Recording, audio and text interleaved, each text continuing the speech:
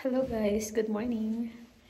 So, today is the day of my road test exam, class 5. Punta na ako ngayon sa registry. 1 minute away lang yung registry dito sa amin. So, sana makapasa ako. So guys, ayan yung Canmore Registry. Tas, ayun lang yung bahay namin, yung sumunod na building. Mayroon din akong salamin na naka-ready dito kasi nga malabo na yung mata natin. And then, kakatawag lang pala ni Kuya Paul guys. Yung exam niya is 9 to 10. And then, ayun, so far pumasa na siya. Pumasa siya. So happy for him. Congrats Kuya Paul. Sana magawa ko din. Kinakabahan ako. Maaga kami nagising na Aki, mga 6 AM. Tapos,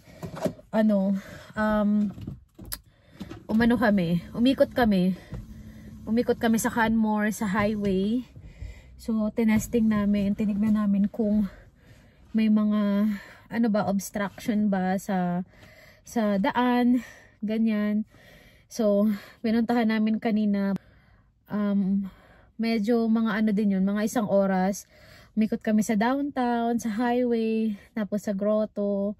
Tapos pumunta kami sa mga schools, playground, para makita niya yung kung tama, kung okay ba, accurate ba yung speed ko. And then, kung confident na ba ako. Nag-try din kami kanina mag-parallel, mag-uphill, downhill, mga ganun. Tapos nagbigay siya ng feedback kung ano yung napansin niya. Tapos, ayun. So, si Kuya Paul, yung kaibigan namin, pumasa din siya kanina.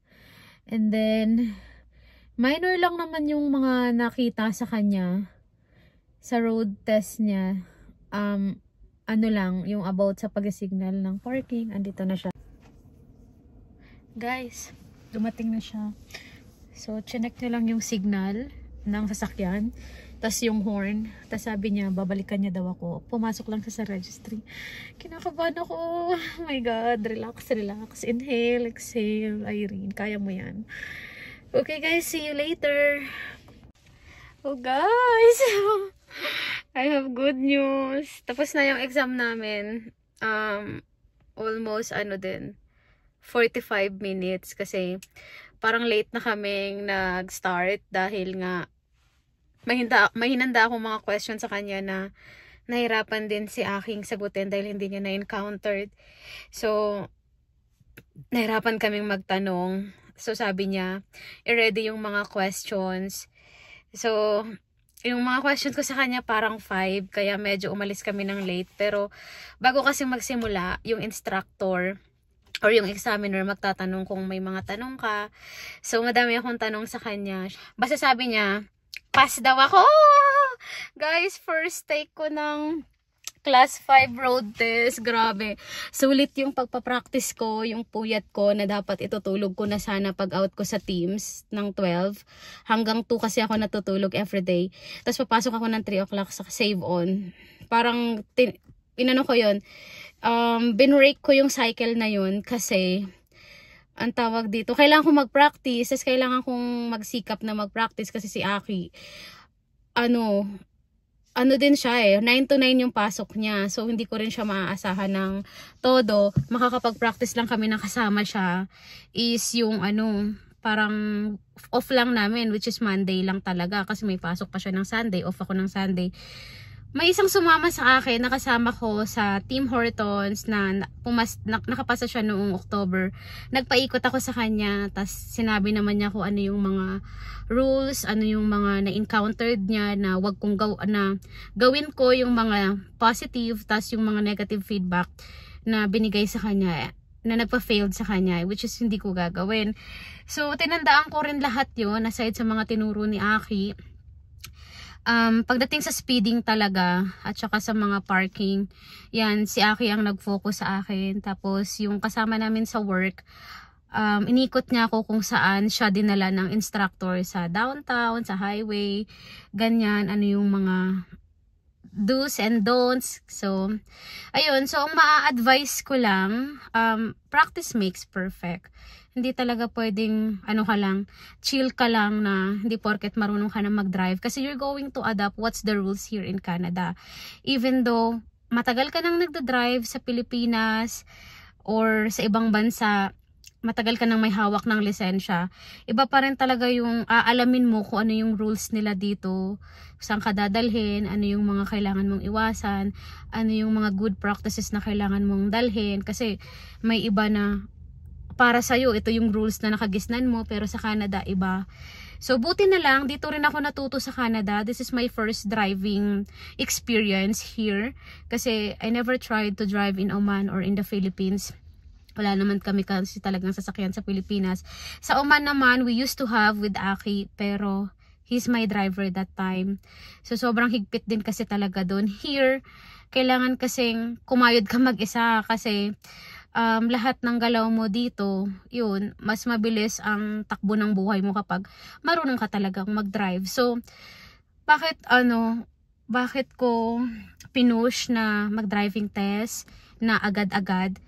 Kasi, guys, umalis na si Christian. Siya naman na yung ini-exam ngayon. Magkasunod lang kami. Sana pumasa siya. So, ayun, bakit ko pinush? Bakit namin ni Aki pinush? Kasi sabi ko sa kanya, in case na mga ako at wala siya sa bahay, you know, I can handle myself. Kaya kong dalhin yung sarili ko sa hospital. Pupuntahan na lang niya ako pag may masakit na. Hindi lang yun, pag may mga emergency si baby, may emergency kami, may naubusan ng ganito, kailangan pumunta sa ganito, may check-ups. Alam mo yun, yung may mga follow-up check-up. Iniisip ko na yung mga possible na pwedeng mangyari in the future. At syempre, dahil okay lang sana kung ako pa lang or kami lang ni Aki, I can drive. Kasi since July, tinatry ko nang mag-drive mag-isa talaga. Pero naka-class 7 pa lang kasi ako noon. So, talagang ingat lang sa daan kasi... Hey guys, so sorry na putol kanina kasi nakapila ako after kasi ng exam. Kailangan mo ulit bumalik sa registry para naman para gawan kanila ng panibagong license. Kaso hinahanap na yung PR card ko. Hindi pwede yung license lang dahil magkaiba kasi yun kasi pag naka work permit, so pumasa ka ng class 5 road test, maximum of 2 years lang din ulit yung ibibigay sa'yo na permit. Tapos mag-expired yun after 2 years sa birthday mo. So ngayon, papunta ako sa bahay, pauwi ako. So, ito lang naman yung bahay. 1 minute away lang. And dyan lang yung registry. So, kukunin ko na lang para isahang procedure na lang. So, ayun guys. Tapos na ako sa registry. Wait. Christian, tapos na din. Tanong natin kung pumasa siya. Ay, grabe naman. Congratulations! Ayaw ba? Pumasa din siya. Finally. Nabahan ka? Sobra. Ako nga din eh. Alam mo ba, grabe yung kabako pang 1,000. Kanino sasakyan ito gamit mo? Kay Papa. Kasya siya dito. Nakakasya. Medyo maluwag eh. Yung sa yung dito niya yung legs na dito sa may nahirapan ako ba. Ano sabi? Okay naman? Okay naman. Uy, kumasa siya. Congrats. Parehas kami. Actually, 9 to 10 si Kuya Paul. Tapos, 9 to 10 si Kuya Paul, pumasa din siya. Tapos, ako, 11 to 12. So far, pumasa din naman. Tapos, siya yung 12. 12 ko, di ba, Bey? Siya yung kasunod ko. So, ayun. Ay, congrats sa amin. Medyo maganda. Pinapawisan na ako. Grabe kasi talaga nakakakaba. Kanina nga, nahihina ako eh. Pinipigilan ko lang sa highway. Calgary na daw siya. Calgary na daw ako. Sobrang saya niya talaga. Ay, ako nga niloloko ko si Aki. Sabi ko hindi ako pumasa. Pero nakuha ko na yung ano tawag dito, babe? Ano yan? For the meantime na yung license. Yeah, temporary license. Temporary. Kasi mag-aantay pa kami ng 2 weeks. So yung sa kanya, pupunta siya sa loob para... Kasi i-upload ko to. Ay, upload mo? Oo, i-upload ko to. So, kanina nahuli ako kasi nga nag-video pa ako after nung exam. Ilan yung score mo? Hindi pinakita sa akin. Hala! Tignan mo na, may email na ngayon. Baka passing. May nakalagay na pass, pero makikita mo yung score, di ba? Dapat 70 below. 70 below. Ayan, may makikita ka dyan. Ito ba? Ayan, may nakalagay na pass. Ando kami ko kasi mistake. Uy, wow! 30 lang siya! Ikaw ba? 40. Okay. So, konti yung mistake mo. Yung mistake ko kasi kanina sa Saan? dahil kinabahan ako. Sige, sabihin mo yung mistake mo. Dali. Ano yung naging mistake mo sa road test mo? Kinabahan ako. Grabe naman, lakas kasi ng aircon. Ay, sorry naman. O, dali na. Ano yung naging mistake mo? Paglabas namin dito, Hala, hindi ka nag-stop? Hindi, nag-stop. Ano Nakalimutan ko maglagay ng seatbelt. Hala! Ano ba sa Oman, auto-filled yan? Ha? Sa Oman, auto-filled. Ay, auto-filled? Mm-mm. Dito hindi. Automatic, hindi na kayo magpo-proceed kahit na Tapos anong doon sa mangyari. pag-parallel parking ko, Oo. naka-drive pala, akala ko naka-reverse. Hala! Hindi, pero perfect naman yung parallel ko, nakita Oo. niyo. Tapos, yung left hand turn, merong mga pedestrian, pero daw, nag-stop ako para sa kanila. Pero papasok ko pa lang dito, may mga pedestrian na nag-cross. Tapos nag-wait ako dyan sa kanila sa like before sa line. Diba? Tapos sinabi niya just don't do that next time. Pero naman, okay naman daw dahil naglagay ako ng space para sa oncoming traffic. So okay lang. alam mo, bago niya sasabihin na pass ka, ang dami niyang sasabihin sa'yo ng mga minor na napansin niya. Matatandaan niya pa din for that 1 hour. Nasabihin niya talaga so parang ikaw, isip-isip mo, ano ba, failed ba to? Yun. Diba? Kasi ang dami na niyang sinasabing negative. So, sinasabi na niya agad yung mga feedback niya sa'yo. Tas yun, so far, yun lang din yung matatandaan namin. Kasi sa akin, 40 lang ako So, 4 yung minor na mali doon ng mga sinabi niya. So, mamaya isa-isahin ko kung tignan natin kung ano yung nasa email. But anyway, congrats dyan! We deserve it! Grabe rin yung pagpapractice niya, guys. Grabe, halos araw-araw yan nagpa-practice. Pag out niya. Tapos, hindi naman. Super practice yan siya. So, ayun. Pupunta muna ako kay Aki. Ikaw, pupunta muna siya sa registration kasi mag-eye check at saka kukuha siya ng anong tawag dito? Temporary license. So, we're going to wait that one week to 2 weeks pa bago dumating yung license. Sabi nga ni Rochelle sa akin, kapag kinabahan ako, sampalin ko sarili ko. Sino? Si Rochelle. Grabe kasi nakakakaba. Ang dami niya pawis. Ako naman, ihihina ako. Di ko na kinakaya. Yan nga, nagpa-aircon nga ako. Kaya, check mo nga, baka may message sa'yo yung registry, papapasukin ka na. Kailangan nasa loob ka na. So, ayun nga guys, nandito na ako sa work ni Aki. Pasensya na kayo naka-voice over ito dahil nag-epic failed yung audio. So, sabi ko sa kanya, hindi ako pumasa sa driving exam ko. Tapos, sabi ko, bibisita ako sa kanya kasi break time niya. Tapos, pagbaba niya, ayan, sinurprise ko siya. Sinabi ko sa kanya na it's a prank. Pumasa talaga ako. Tapos, pinakita ko na sa kanya yung temporary license na nakuha ko sa registry. Tas after 2 weeks pa nga bago ma-receive yung pinaka-license talaga niya. So, sobrang niya talagang saya, mararamdaman mo naman. Kasi, kwento niya din pala na bago ako dumating sa workplace niya, dumating din pala si Kuya Paul para i-share din sa kanya yung success din ni Kuya Paul na nakapasa din siya ng driving test. Tapos, grabe sobrang niyang happy kasi alam niya na isa kami sa mga tinuruan niya, talagang finukusan niya, ganyan. Tapos, talagang wala siyang aim na makapasa kami kagaya ng ginawa niya kasi, yun nga, naka 1 take lang din siya sa road test. So, sobra niya kasi talagang patient na magturo. Never mo maramdaman na mayroong pagtaas siya ng boses, kahit na kakabaka-baka na sa daan. Kaya sobra niyang happy dun sa naging result namin. Tinanong niya lang dyan kung ano yung mga napansin ng instructor, ano yung naging score, paano dumating sa point na nakapasa, wala bang mga auto-failed, yan yung mga tanong niya dyan ng mga panahon na yan. So, kunento ko na rin sa kanya na 3 kaming nakapasa sunod-sunod na oras. Kaya super happy siya. Yun nga guys, hindi na nga siya nakakain kasi doon sa break niya, naubos ko na ata yung break niya dahil nagkwentuhan lang kami. So, ayun lang. ayun, so bumalik na si Aki sa work niya.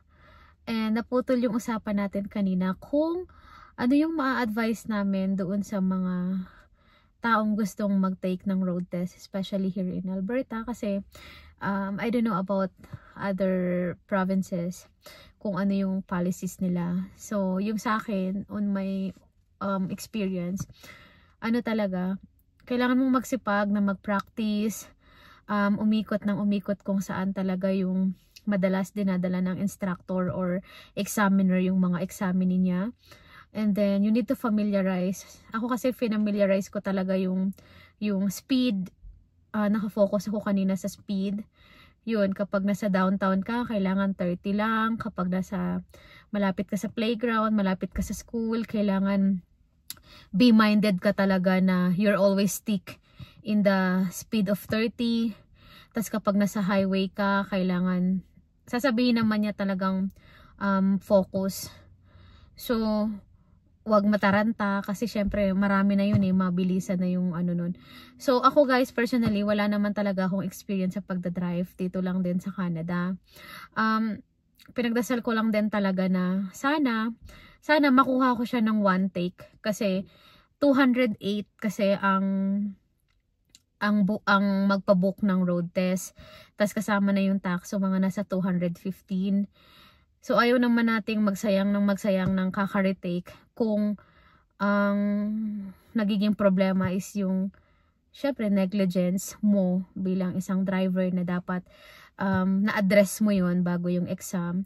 Although hindi naman natin masasabi kung ginawa mo naman talaga yung best mo tapos bigla talagang nag-failed.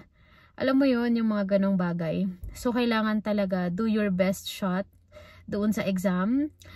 So, ang mapapayo ko on my own experience and Christian as I see, kasi madalas nakikwento siya nung kaibigan namin na kailangan talaga practicein araw-araw.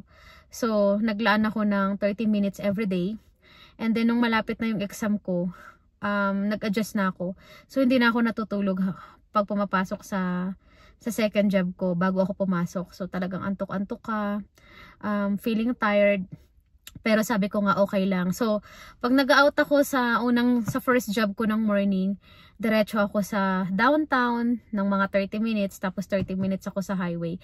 Kahapon guys, hindi na ako nakapag-video. Yun yung last na thoroughly practice ako talaga. Wala si Aki kasi nga may pasok siya. So 6 na beses akong bumalik sa highway, 1 beses lang akong bumalik sa downtown kasi finocus ko naman talaga yung downtown nung mga past few days. And then 6 na beses akong nagpabalik-balik sa highway, nagpa-parallel parking, downhill or uphill. So talagang hindi ko siya tinantanan hanggat hindi ako satisfied or hindi ako confident na mag-drive mag-isa, lalo na sa highway kasi nga syempre medyo delikado, critical, dangerous, tas ikaw lang mag-isa, naka GDL 7 lang ako. So nilakasan ko lang yung loob ko kasi umasa naman ako doon sa sinasabi ni Aki na bago ako lumabas ng highway, sasabihin niya kung kaya ko na or hindi. Pero dahil nga wala naman talaga siya, nung pinaalam ko sa kanya na okay lang bang mag-highway ako, kailangan kasi na ma-focus ko yun. Hindi pwedeng antayin ko na kung kailan siya magkaroon ng available time. Kasi one day lang talaga siya may available na time.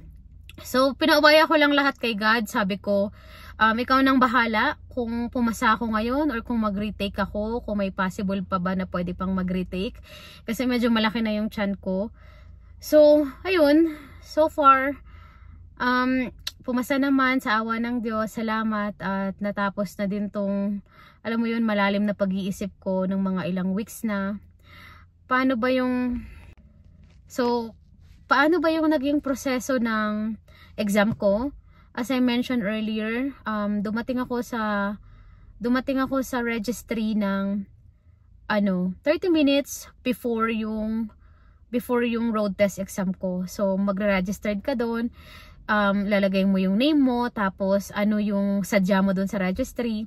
Tapos syempre sasabihin mo road test, tapos tatawagin yung pangalan mo, may mga i-verify sa'yo, may ipapakita sa yung document na kailangan mong i-sign up, lalagay mo yung details mo. Yung document na yon parang waiver lang yon na may mga rules and regulations doon na ikaw yung responsible sa road test na to, ganito, ganyan. Tapos yung mga kapag may nawala, hindi mo pwedeng isisi sa instructor or sa examiner. Mga ganong bagay lang. Mga nasa, ano lang yon, isang papel lang yon.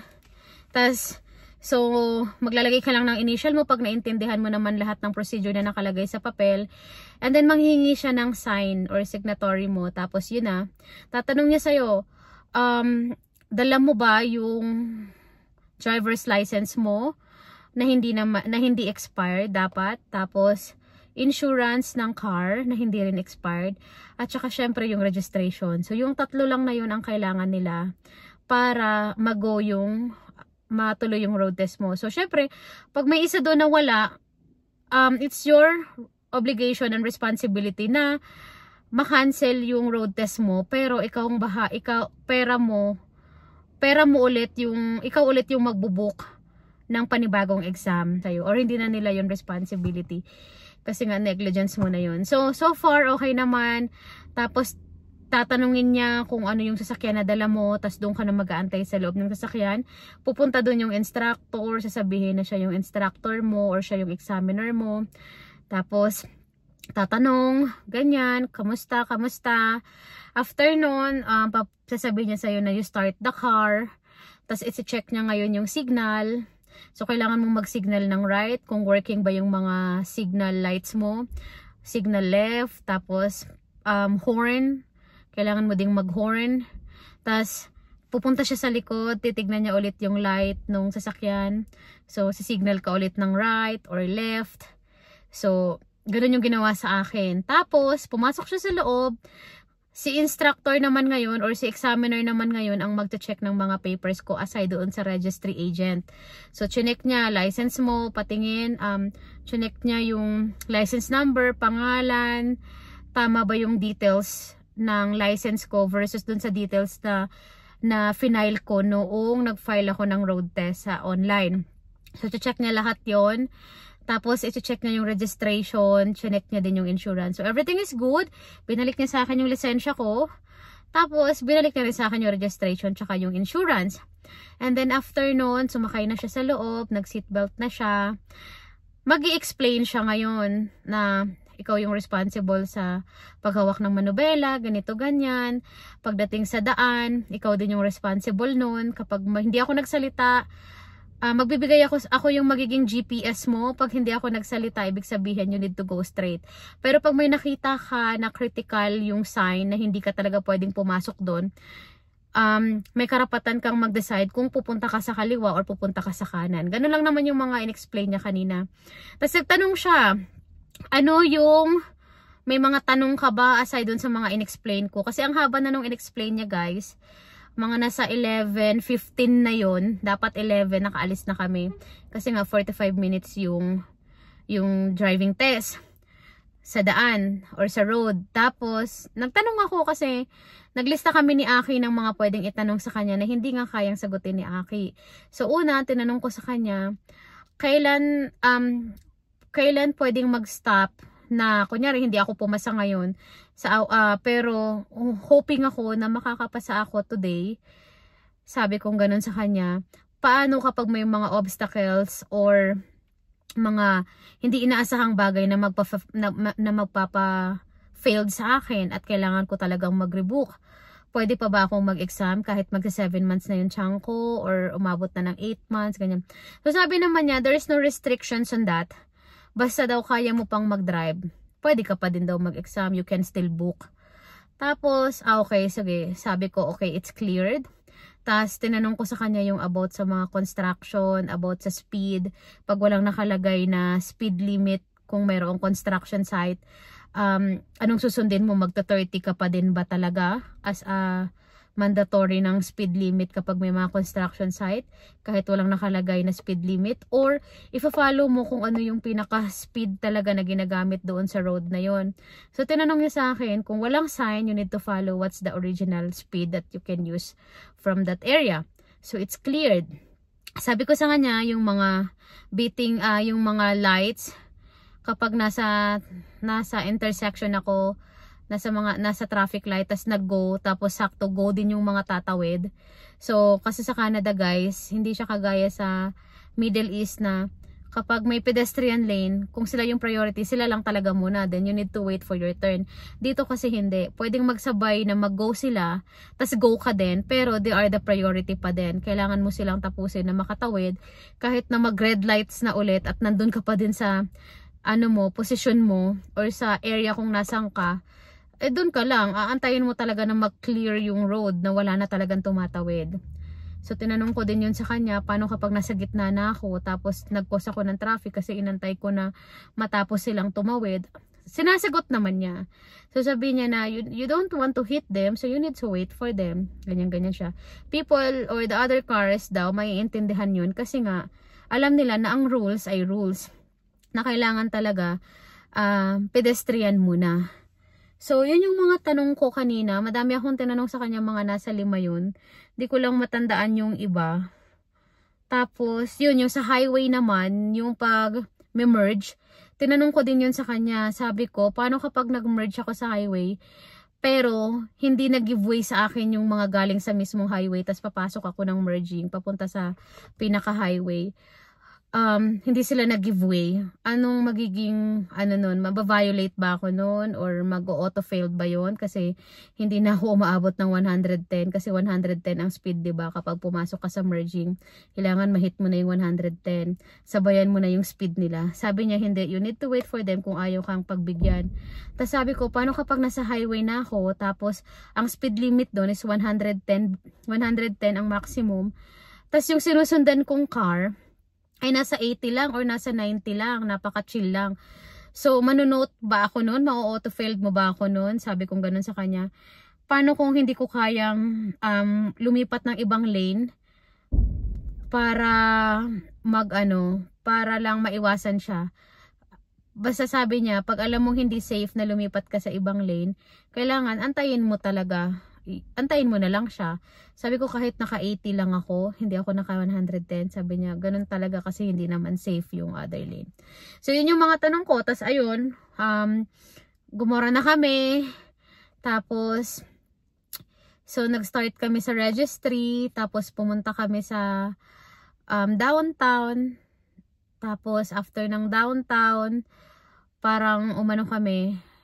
Nung papunta na kami ng highway, medyo may dumaan na train, so iniba niya ako ng way. So dun sa pinagpa-practicean ko madalas araw-araw, hindi ko yun nadaanan yung isang way na yun. Yung sinasabi ko guys na mayroong construction site, hindi ko siya nadaanan kasi pinaiba niya ako ng way dahil ayaw niyang mag-antay ng matagal doon sa train.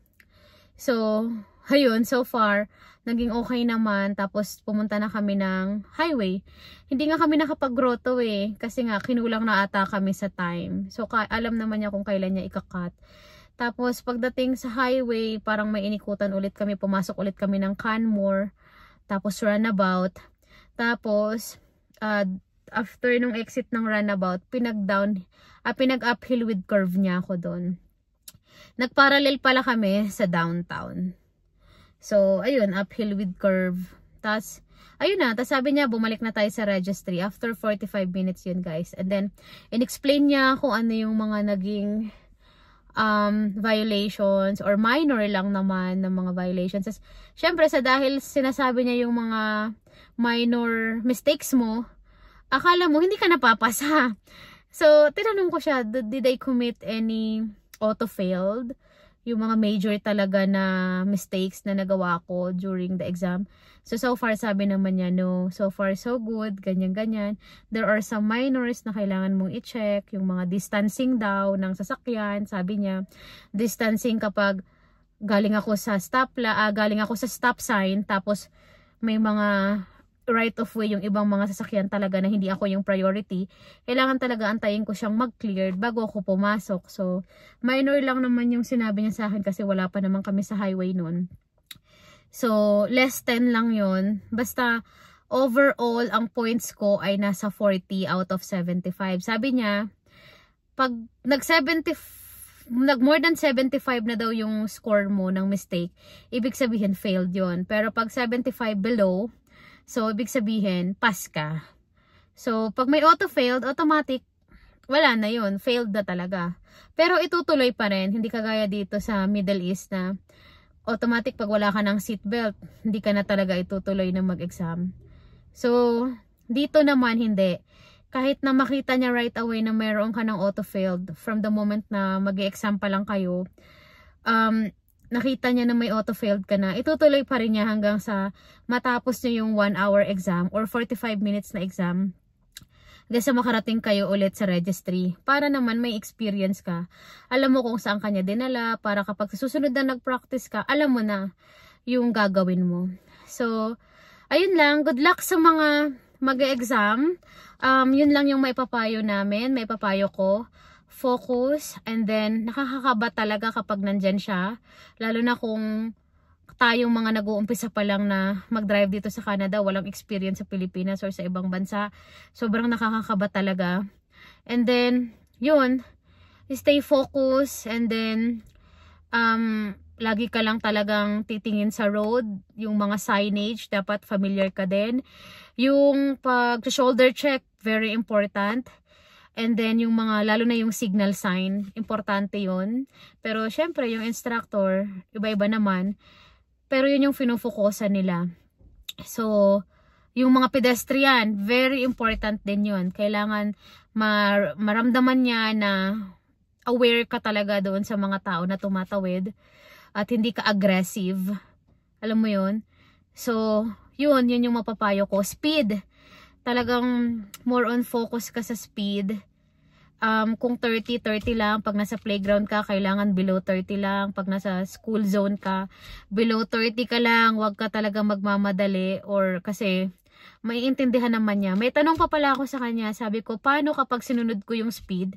Kunyari nasa 40 lang, pero may nag-beep-beep sa akin or may nag-horn sa akin. Pero ikaw, as an instructor, alam mo naman na sinusunod ko lang yung speed. Is it auto-failed? Kasi for them, once na may nag-horn sa'yo, ibig sabihin, you're causing a traffic, diba? Ibig sabihin, napakabagal mo. Obstruction yun. Isa yun sa mga obstruction. So, masyado kang mabagal. Pag may nag-horn, auto-failed yun sa kanya. Pero sabi ko, paano kapag nakarinig tayo ng horn, pero alam mo naman na sinunod ko lang yung speed? Yun, ang sagot niya, don't mind them as long as you are following the procedure and the standard speed limit on that area. So, at least yun, cleared. So, importante din guys, kapag may mga hindi kayo naiintindihan, isulat nyo kung may mga tanong kayo. Maramdaman niya na you are, talaga, ka talaga, parang gustong-gusto mo talaga na makuha. Gustong-gusto mo makapasa. Kasi may mga tanong ka na hindi mo masagot, pero inantay mo yung araw na yun para itanong sa kanya bago mag-start yung exam. So, yeah, ayun lang so far yung yung video na to. Sana may natutunan kayo and good luck po sa mga mag-e-exam, lalo na yung mga first try road test. Kaya nyo din yan. Ako nga diba? Hindi, kaliit ko lang, buntis pa, pero napasa ko siya in one take. So practice makes you perfect talaga. Practice and then try nyo ring magtanong-tanong sa mga taong kakilala nyo, lalo na dito sa Canada, na nakapag road test na. Tanungin nyo rin sila kung ano yung mga naging mistakes nila para ma-address nyo agad, hindi nyo magawa sa exam nyo. Then magbibigay naman yan sila ng advice. So whether kabayan natin or ibang lahi, kung willing sila na, alam mo yun, iikot ka ng 1 oras, ituro sa'yo yung mga tamang daan, kung saan, yung mga signage, ano yung speed, paano mag-parking, ganyan-ganyan. So, tanong-tanong din, one of the key. Actually, ganun din yung ginawa ni Aki. One take, lang din si Aki. Class 5, examinee. So, nakuha niya din yung road test niya ng class 5 for one take. Ang ginawa niya ni Aki, sumama siya sa mga mahigit 7 tao na nakapag road test. Inikot siya isa-isa. Magkakaibang araw pero mga 1 oras lang per that person. Inikot siya hanggang sa inadapt niya. Nilagay niya sa utak niya kung ano yung mga naging mistakes nila na hindi niya pwedeng gawin on that road test. Then pinagsama-sama niya, ito yung mga hindi ko gagawin, ito yung mga kailangan kong gawin. Tapos nanood ng video kung paano mag-handle ng tamang tamang exam sa pagkukuha ka ng Class 5 road test dito sa Canada. So, ayun lang. Magkakaiba tayo ng strategy. Yung iba naman talagang ikot lang ng ikot, araw-araw.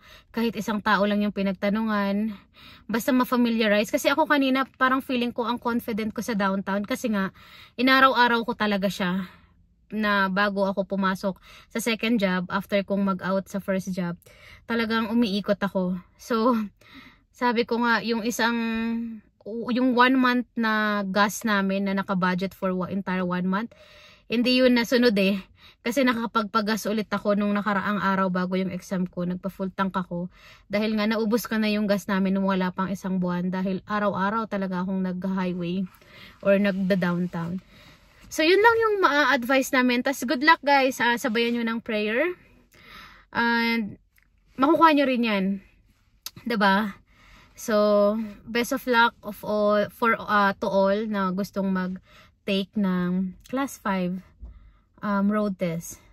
So Class 5 or GDL 5 dito sa Alberta. I'm not sure sa other provinces. So yun lang. Salamat po sa lahat ng mga nanonood ng video namin. Sana may natutunan kayo. Bye-bye!